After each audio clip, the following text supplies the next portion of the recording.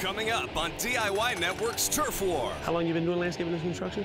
Since I was 10 years old, so 23 years. Doesn't count when you're 10, dude. How long you been licensed? For Team 1, a high country getaway, including a relaxing seating area, flagstone walkway surrounded by boulders, a one-of-a-kind entertainment area covered by a tree post pergola with an attached barbecue island, and a humongous waterfall, all made of concrete. For Team 2, a modern rustic party pad, including a killer bocce ball court, adobe-style fireplace, hip new covered bar area, railroad tie seating wall, and a unique 9-foot-tall centerpiece that pulls this yard together. Oh, it's on. It is on. The battle begins now. You guys ready for a turf war? Yeah! Two very ugly neighboring yards. Two teams of homeowners and contractors. Two massive landscape upgrades in just 2 short days. And in the end, one winner. I'm Ahmed Hassan. This is a DIY turf war. It's 8 a.m. and this turf war is on. On Team 1, Tim and Melissa Angelo. Hey, come on! The way our yard looks is very barren, very rocky, very dry, and very nothing. And the man who's going to help transform this rocky mess? If it's solid rock, it ain't going anywhere. General contractor Jason Walls. On Team 2, Holly Harper Gross and Ryan Gross. They tried to fix up their yard, but all they did was mess it up. Landscape artist Jake Moss. Jake's been landscaping since he was 10 years old and specializes in artistic designs with recycled materials based on the turf war criteria, including creativity, functionality, and use of space. The winner takes the title, the $10,000 grand prize, and All right, so here's what we got, you guys. $2,500 in Craftsman tools, including a 19.2-volt 5-piece C3 combo kit. Oh. Doing a really natural look. In the center, got a huge waterfall going in. Gonna be killer.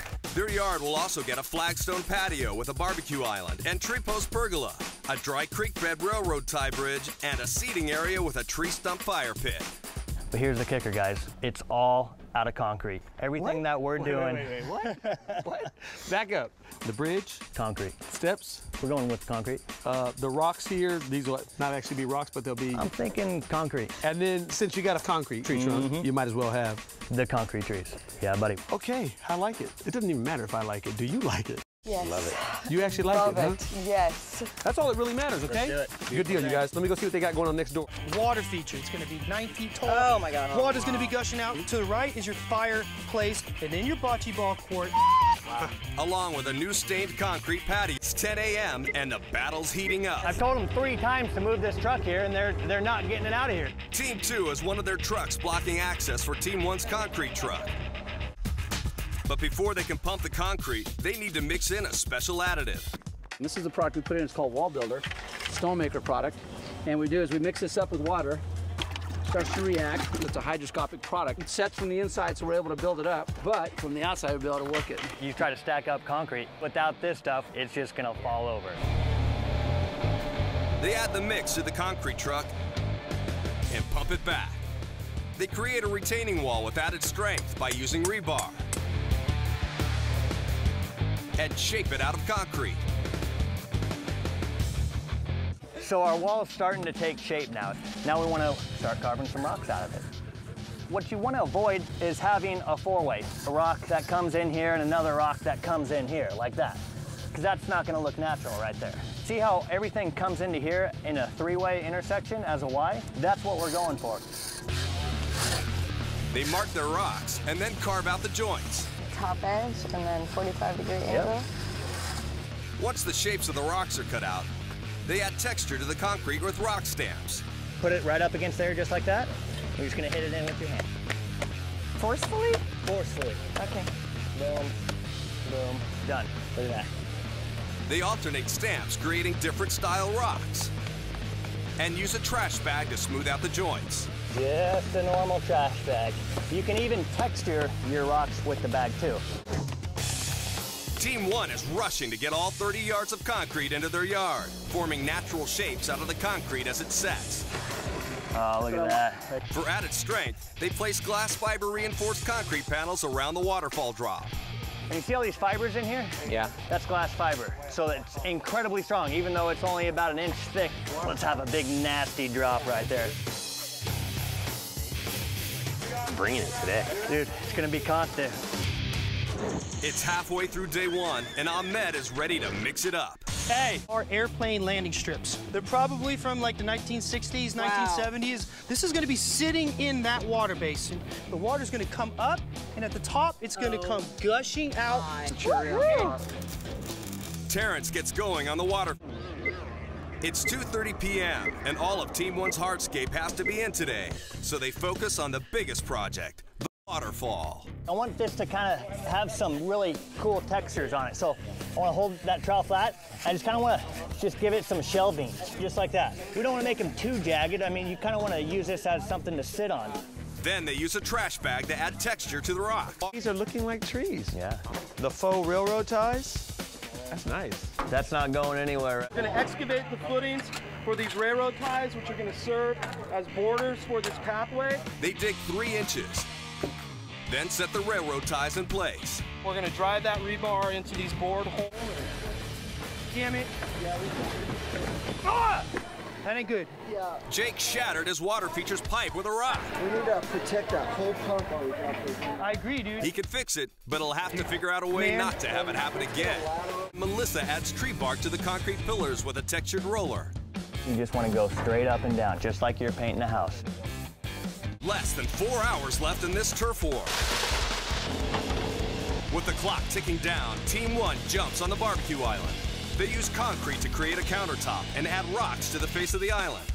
Across the yard, Tim lends a hand on the waterfall. The coloring is the key to making it look as natural as possible because we know it's all concrete. This is a nutmeg color. At first it looks like it's really not going in. It stains into that concrete real nice. And then you start to see the iron oxidation coming out of there. So just a tad of black like this. There you go. And add that, just kind of just stab it, you know what I mean? Here and there where it's wet. You see how it gives it different colors like that? That's what we'll do just through the whole waterfall. Once the stain's on, they apply sealer and add mica to give the rocks a speckled, shiny look. Well, it's that time. Let's plug in your waterfall and see if it works. Here we go. Oh my gosh. That is impressive.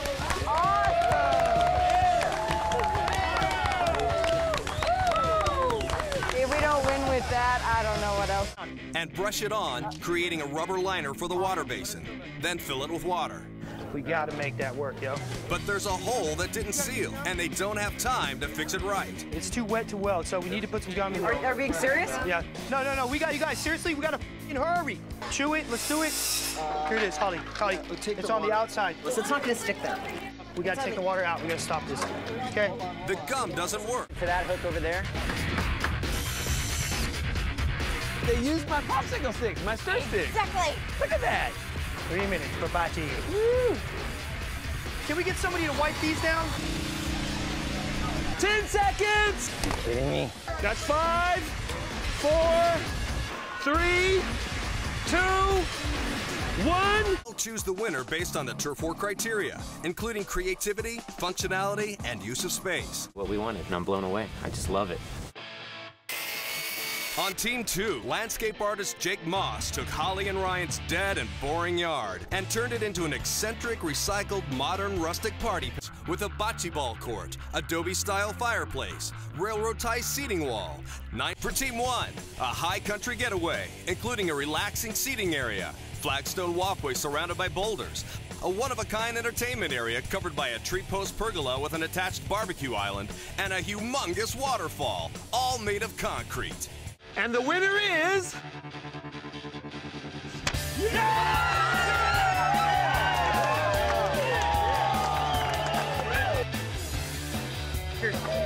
Hey, we gave her heck, guys. Maybe really good. You got my respect. Got on. Hey, it was a pleasure, dude. The final score, 399 to 364. The judges were impressed with Team 2's creativity and the functionality of the space. Oh, yeah, we won. A little bit of a bummer, yeah. But I love our yards. It's hard to be sad when you get this. That's another turf war, you guys.